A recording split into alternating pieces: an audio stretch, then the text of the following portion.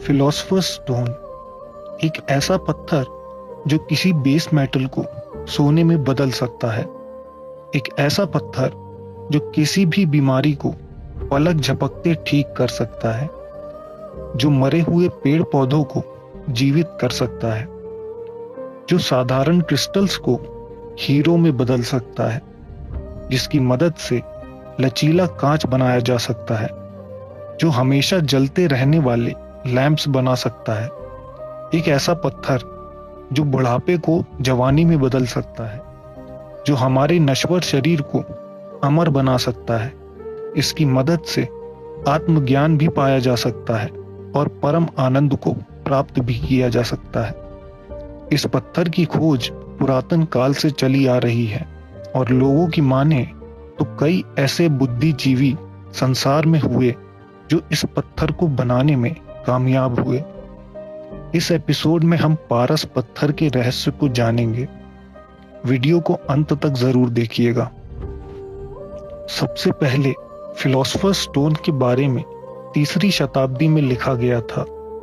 मिस्र के मशहूर लेखक ने अपनी किताब शीरो कोमेटा में फिलोसफर स्टोन का वर्णन करते हुए उसके चमत्कारी लाभ बताए। सन 1620 में एक अज्ञात लेखक ने ग्लोरिया मुंडी नाम की एक मशहूर किताब में इस पत्थर की बात की है। उस किताब में फिलोसफर स्टोन की खोज जीवन की शुरुआत के समय से बताई गई है। एडम और ईव से धरती में जीवन की शुरुआत हुई और उसी समय एडम को फिलोसफर स्टोन का ज्ञान सीधे भगवान से मिला था।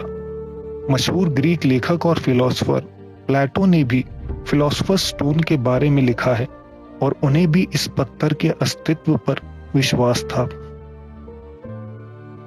ऐसा माना जाता है कि 13वीं शताब्दी में वैज्ञानिक और फिलोसफर एल्बर्ट मैग्नस ने इस पत्थर की खोज कर ली थी, लेकिन एल्बर्ट ने इस बात को गुप्त रखा। एल्बर्ट ने अपने लेख में इतना जरूर लिखा था कि उन्होंने प्रत्यक्ष रूप से आधार धातु से सोने को बनाया और ये पूरी प्रक्रिया देखी थी। दोस्तों, रसायन शास्त्र अक्सर ऐसे चमत्कार करता आया है और इस विज्ञान की सबसे महत्वपूर्ण उपलब्धि फिलोसफर्स स्टोन ही होती है। इस पत्थर को बनाने की प्रक्रिया को मैग्नम ओपस कहा जाता है, जिसका मतलब द ग्रेट वर्क होता है। बुद्धिज्म और हिंदू शास्त्र में इस पत्थर को चिंतामणि या पारस पत्थर के नाम से जाना जाता है और इन सभ्यताओं में भी इस पत्थर का वर्णन मिलता है। बुद्धिज्म में कहा जाता है कि बोधिसत्व अलोकितेश्वर और बुद्धा के पास चिंतामणि थी। ये मणि जिसके हाथ लग जाए उसे बुद्ध की तरह आत्मज्ञान हो सकता है। हिंदू ग्रंथों में भगवान विष्णु, श्री गणेश और नागराज के पास पारस मणि होने की बात कही जाती है।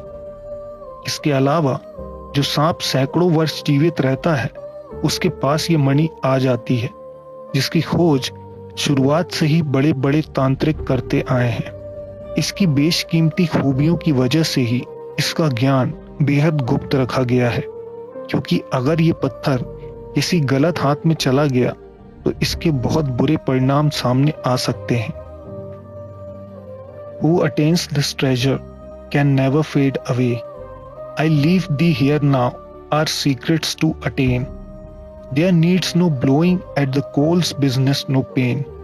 Old writers shall teach thee to pass it to bring. ये शब्द दुनिया के सबसे बड़े वैज्ञानिकों में से एक सर आइजैक न्यूटन की लाइब्रेरी में मिलते हैं। इन शब्दों से न्यूटन और बड़े बड़े मशहूर राइटर्स के पारस पत्थर का निर्माण करने के जीवन पर्यंत जुनून का पता चलता है। आइजैक न्यूटन की बात करें तो उन्हें उनके और हमारे समय का चमत्कारी वैज्ञानिक माना जाता है। इनका जन्म 1642 ईस्वी में क्रिसमस के दिन इंग्लैंड में हुआ। इनके आने से विज्ञान में क्रांति आ गई। इन्होंने अपना योगदान कॉस्मोलॉजी, फिजिक्स, मैथमेटिक्स और थियोलॉजी में दिया। इन्हें रॉयल सोसाइटी में प्रेसिडेंट की पदवी प्राप्त हुई और शायद इनके जैसे वैज्ञानिक इतिहास से लेकर अब तक कुछ ही हुए हैं। अपने सभी कामों के अलावा आइजैक न्यूटन ने अपने जीवन का ज्यादातर समय रसायन शास्त्र को समर्पित किया था। उनके बचे हुए 10 मिलियन शब्दों में से 1 मिलियन सिर्फ एल्केमी के बारे में है। 17वीं शताब्दी में एल्केमी में इस तरह की खोज करना प्रतिबंधित हो चुका था। अगर कोई एल्केमिस्ट पारस बनाने की कोशिश करता पाया जाता तो उसे फांसी दे दी जाती थी। यही वजह है न्यूटन ने अपनी इस खोज को खुफिया तौर पर किया और किसी को इसके बारे में जानकारी नहीं होने दी। न्यूटन की मौत के बाद पता चला कि उनका सबसे शानदार प्रोजेक्ट था फिलोसोफर्स स्टोन। एमराल्ड टैबलेट नाम के मशहूर मैन्युस्क्रिप्ट में इस पत्थर के निर्माण के बारे में बताया गया है। न्यूटन ने भी इस मैन्युस्क्रिप्ट का अनुवाद अंग्रेजी में किया और इस ज्ञान का उपयोग किया था। न्यूटन का यूनिवर्सल लॉ ऑफ ग्रेविटी भी काफी हद तक एमराल्ड टैबलेट में दिए फिलोसोफर्स स्टोन के वर्णन जैसा है। न्यूटन ने बताया जो तत्व गुरुत्वाकर्षण के लिए जिम्मेदार है वो शरीर के रोम रोम से आर पार हो सकता है। ठीक वैसे ही एमराल्ड टैबलेट में बताया गया है कि जो तत्व फिलोसोफर्स स्टोन बनाता है वो शरीर के रोम रोम से आर पार हो सकता है। न्यूटन के अनुसार गुरुत्वाकर्षण के पीछे मौजूद शक्ति और पारस पत्थर का बुनियादी तत्व एक ही है।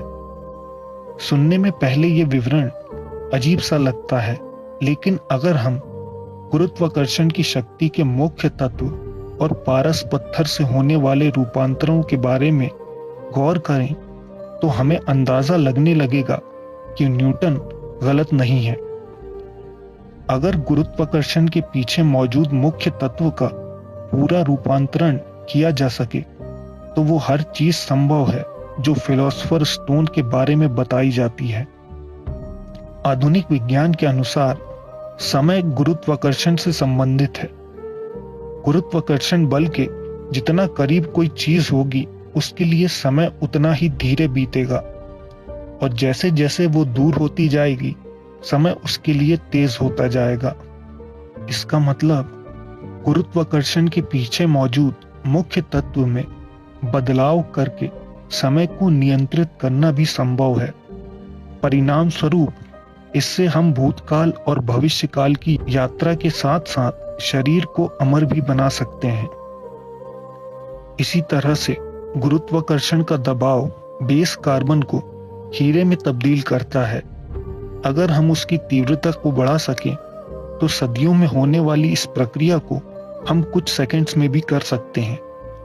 ये तो सिर्फ गुरुत्वाकर्षण की शक्ति को नियंत्रित करने से होने वाले चमत्कारों का नमूना मात्र है। इसके जरिए सृष्टि में बहुत बड़े बड़े बदलाव भी संभव हैं। इतने बड़े बड़े बुद्धिजीवियों का पारस पत्थर पर काम करना ये साबित करता है कि निश्चित ही ये संभव है और शायद आज भी पारस धरती के किसी गुप्त कोने में मौजूद हो। दोस्तों, आपके पारस पत्थर के बारे में क्या विचार हैं? कमेंट करें और हमारे चैनल को सब्सक्राइब करके बेल आइकन दबाएं। हम आपसे जल्द एक नए एपिसोड के साथ मिलेंगे। धन्यवाद।